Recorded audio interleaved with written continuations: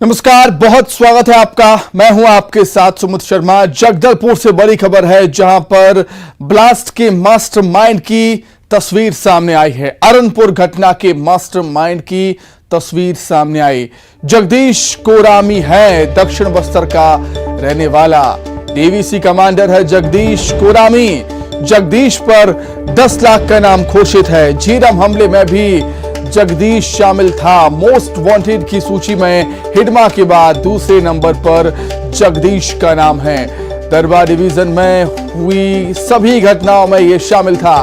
दरबा डिवीजन का हेड है जगदीश कोरामी और इसी ने अरनपुर ब्लास्ट की घटना की साजिश रची थी। ये बात निकलकर सामने आई है और इसकी तस्वीर भी अब सामने आ चुकी है। अरनपुर घटना का मास्टरमाइंड है जगदीश कोरामी। झीरम हमले में भी ये शामिल था। हिडमा के बाद अब ये दूसरे नंबर का मोस्ट वांटेड नक्सली है। पुलिस सरगर्मी से इसकी तलाश कर रही है। 10 लाख का इनाम भी इस पर घोषित किया गया। डीवीसी कमांडर है जगदीश कोरामी।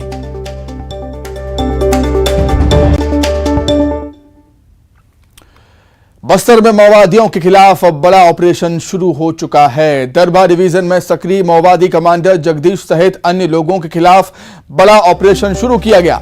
बस्तर के आईजी सुंदरराज पी ने कहा कि माओवादी सरेंडर कर मुख्य धारा से जुड़ रहे हैं। दरबा डिवीजन के हेड जगदीश की खोज जवानों ने शुरू कर दी है। घटना में सभी साक्ष्यों को जुटाया जा रहा है। आसपास इलाके में और दक्षिण बस्तर से लगे सीमाई प्रांतों में भी सुरक्षा बल ऑपरेशन चलाएंगे।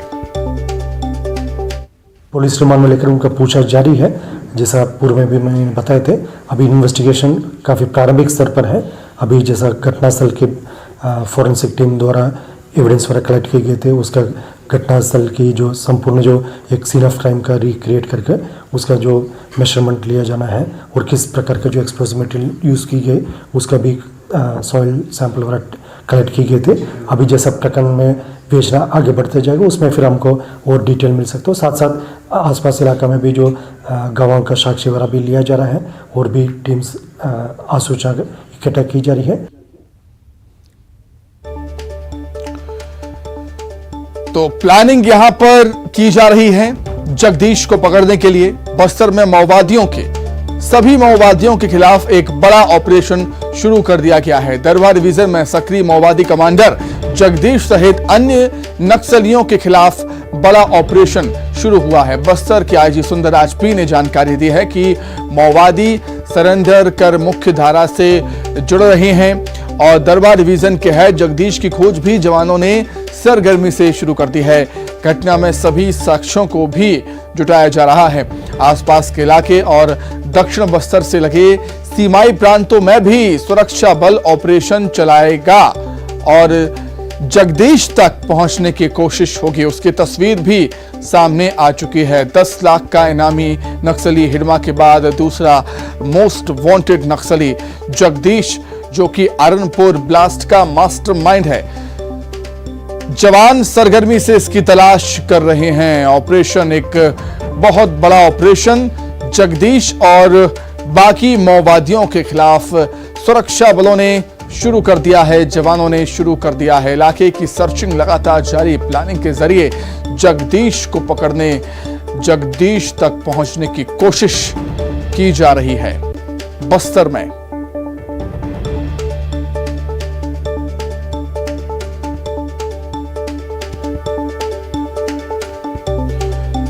चलिए, अधिक जानकारी के लिए सीधे हम रुख करेंगे। हमारे सहयोगी श्रीनिवास नायडू हमारे साथ जुड़ गए हैं। श्रीनिवास, जब से पता चला है कि अरनपुर ब्लास्ट का मास्टरमाइंड जगदीश है, जगदीश को पकड़ने की प्लानिंग सुरक्षा बल करते हुए यहां पर नजर आ रहे हैं। आखिर किस तरह से उसको पकड़ने की कोशिश है, क्या प्लानिंग है जवानों की, सुरक्षा बलों की जगदीश को पकड़ने के लिए?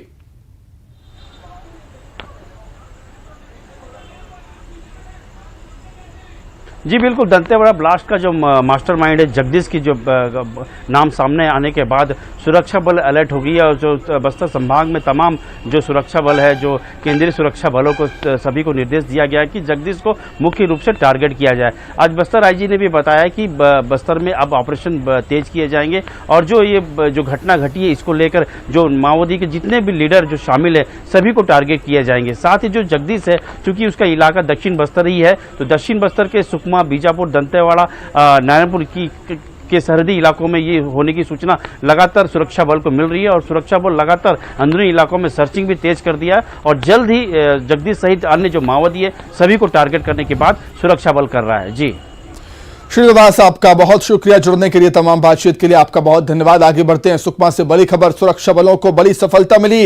इनामी समय 2 नक्सलियों ने सरेंडर कर दिया। 1 लाख का इनामी समय 2 नक्सलियों ने सरेंडर किया है। तोंगपाल थाना और उड़ीसा के सीमावर्ती क्षेत्रों में ये नक्सली सक्रिय थे जिन्होंने आत्मसमर्पण कर दिया।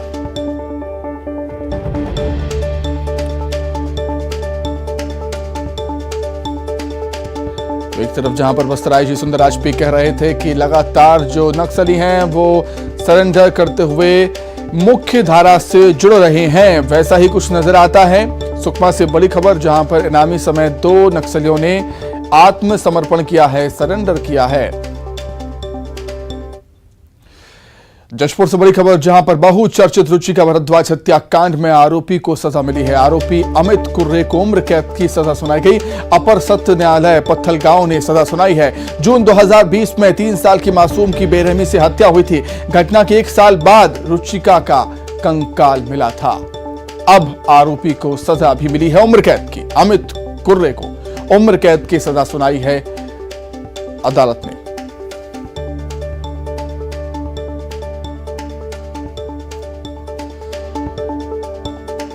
बहुचर्चित रुचिका भारद्वाज हत्याकांड में आरोपी को सजा हुई। आरोपी अमित कुर्रे को उम्र कैद की सजा हुई है। अपर सत्र कोर्ट पत्थलगांव ने सुनाई है उम्र कैद की सजा।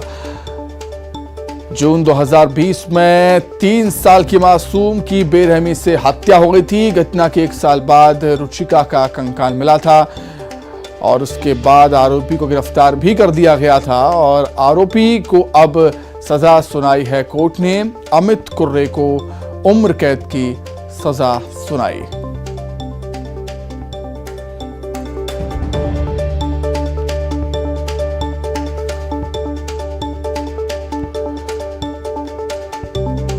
तो 3 साल की मासूम की बेरहमी से हत्या हुई थी। 2020 का मामला है, जून 2020 का मामला, जब 3 साल की मासूम की बेरहमी से हत्या कर दी गई थी। घटना के 1 साल बाद मिला था रुचिका का कंकाल और पुलिस हालांकि तमाम पहलुओं के आधार पर मामले की जांच कर रही थी। आरोपी अमित कुर्रे को गिरफ्तार भी किया गया था, कोर्ट में लगातार पेश किया गया। 3 साल बाद अब उम्र कैद की सजा हुई है आरोपी अमित कुर्रे को। बहुचर्चित रुचिका भारद्वाज हत्याकांड में आरोपी अमित कुर्रे को उम्र कैद की सजा सुनाई है।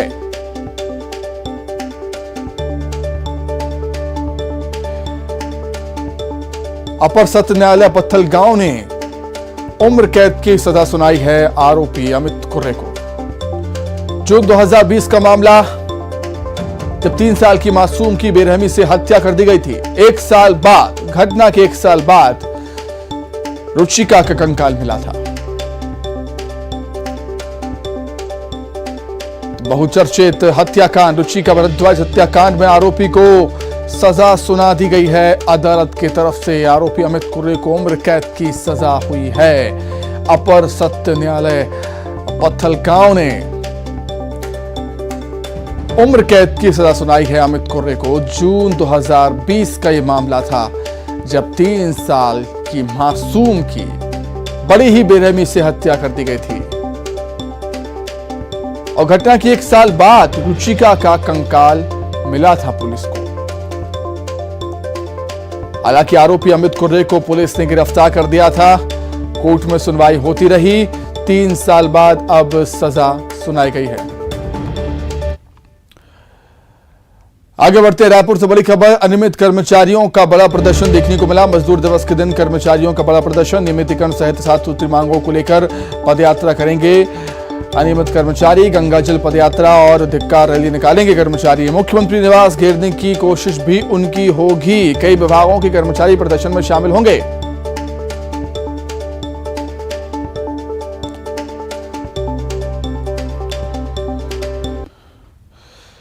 दिल्ली से बड़ी खबर, जेईई मेंस का रिजल्ट जारी हुआ है। नेशनल टेस्टिंग एजेंसी ने रिजल्ट जारी किया है। जेईई मेंस का रिजल्ट जारी हुआ है। 43 कैंडिडेट्स ने 100 स्कोर किया। छत्तीसगढ़ के ध्रुव संजय जैन ने 100 स्कोर किया है एग्जाम में। 100 अंक मिले हैं उनको। मध्य प्रदेश के केशव तपारिया को भी 100 अंक मिले। जेईई मेंस का रिजल्ट जारी हो चुका है।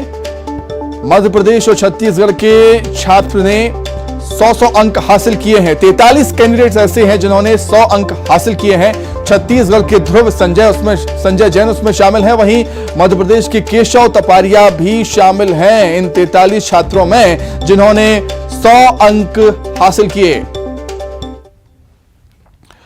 बात कुछ सियासी खबरों की। रायपुर से खबर, बीजेपी प्रदेश पदाधिकारियों की अहम बैठक हुई। पदाधिकारियों के बाद बीजेपी विधायक दल की बैठक जारी है। विधानसभा चुनाव को लेकर बीजेपी की अहम बैठक है। ये कुशाभाऊ ठाकरे परिसर में बैठक हो रही है। प्रभारी ओम माथुर, पूर्व सीएम डॉक्टर रमन सिंह बैठक में शामिल हैं। बीजेपी के प्रदेश अध्यक्ष अरुण साव, नेता प्रतिपक्ष चंदेल भी मौजूद हैं इस बैठक में।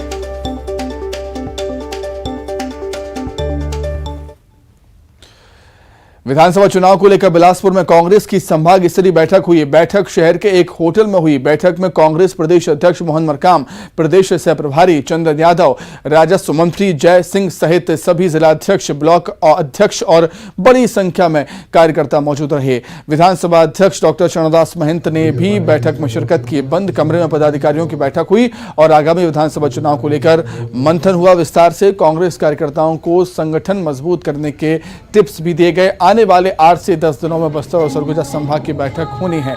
संभाग की हारी हुई सीटों पर फोकस करने के निर्देश यहां पर दिए गए हैं। पांडे जी से अनुरोध करूंगा कि शेरवानी जी और विजय पांडे जी से अनुरोध करूंगा कि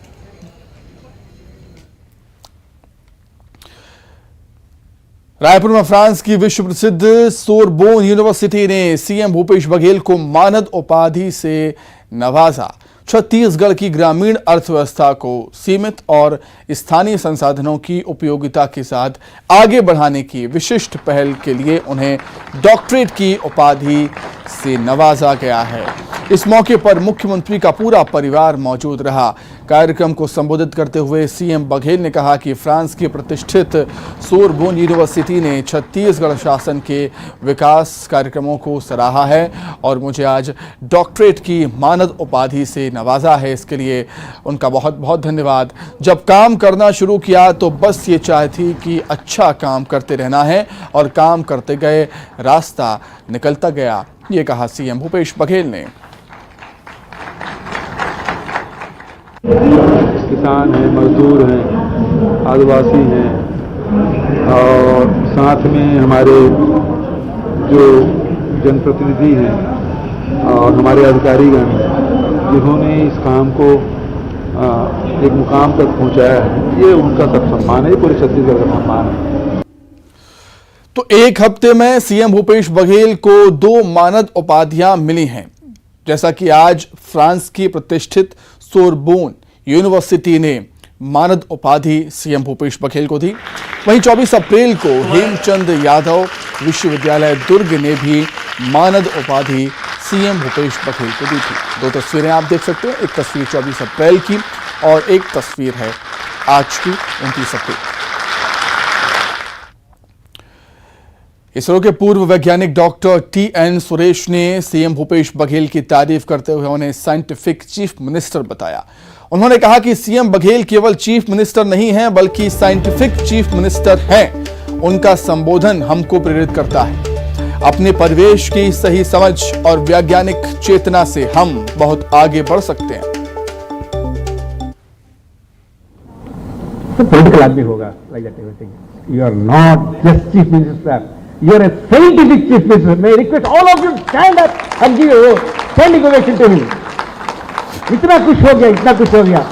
He talked about the perfect monsoon, 50th monsoon, how many times it comes here? He talks about the minerals के बारे में कब बात की गया? Oh, your knowledge is enormous. बहुत खुश हो गया.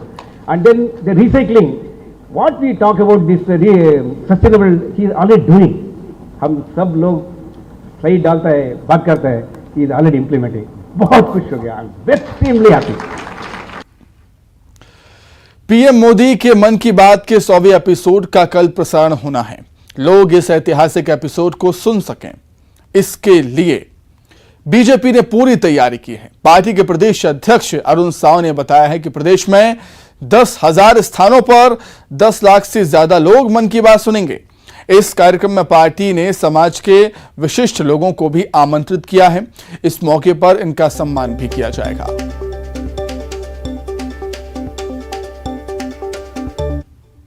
मन की बात का 100वां एपिसोड कल 11 बजे प्रसारित होने वाला है और छत्तीसगढ़ में हमने ये तय किया है कि लगभग 10,000 स्थानों पर छत्तीसगढ़ में 10 लाख से अधिक लोग प्रत्यक्ष रूप से मन की बात के कार्यक्रम से जुड़ने वाले हैं, सुनने वाले हैं। और निश्चित रूप से कल का दिन जो 100वां एपिसोड है ये बहुत ऐतिहासिक होने वाला है। ये मन की बात का 11 बजे प्रसारित होने वाला है।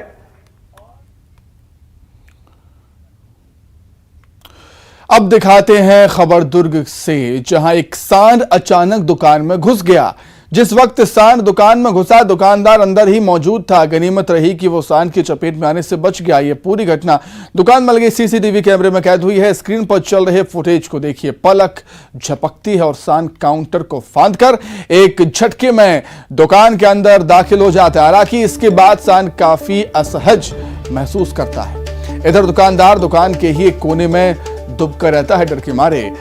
तभी बाहर से एक शख्स को काउंटर को हल्का खिसकाता है और फिर सांड बाहर निकल पाता है। बताया जाता है कि इंदिरा मार्केट में 2 सांड आपस में लड़ रहे थे, तभी एक सांड ने भागते हुए दुकान में छलांग लगा दी। शहर में आवारा मवेशियों का आतंक लगातार देखने को मिल रहा है, जो नगर निगम प्रशासन पर सवाल भी उठाता है। देखिए सांड की छलांग। सूरजपुर जिले में 2 युवकों और मवेशियों को अपना शिकार बनाने वाली बाघिन को आखिरकार मुंगेली के अचानकमार टाइगर रिजर्व में छोड़ दिया गया। अचानकमार टाइगर रिजर्व के कोर एरिया में रेडियो कॉलर लगाकर बाघिन को छोड़ा गया। रेडियो कॉलर लगे होने से इसकी गतिविधियों पर नजर रखी जा सकेगी।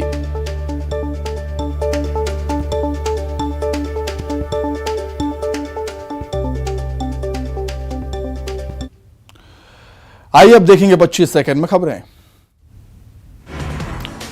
छत्तीसगढ़ के मौसम विभाग ने